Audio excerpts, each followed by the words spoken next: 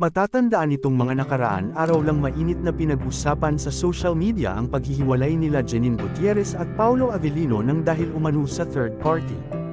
Madaming spekulasyon ang naglalabasan matapos lumabas ang isyu na ito, at nandyan pa nga ang haka-haka na si Janine daw ay buntis na.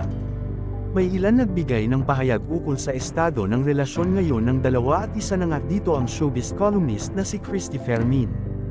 Ayon kay Christy, tila napansin nga niya na may ilangan sina Janine at Paolo nitong mga nakaraan araw at ayon umano dito ay hiwalay na ang dalawa.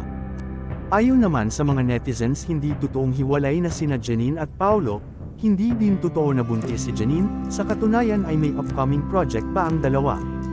Subalit kung ano man daw ang naging punot dulo nito ay sana daw maging masaya na lang ang fans ng mga paunin sa magiging desisyon nila sa buhay. Dahil hindi naman daw sa lahat ng pagkakataon ay kailangan nila ang opinyon ng ibang tao para maging malinis ang kanilang pangalan, dahil tao lang daw sila nagkakamali lalo na sa buhay pag-ibig.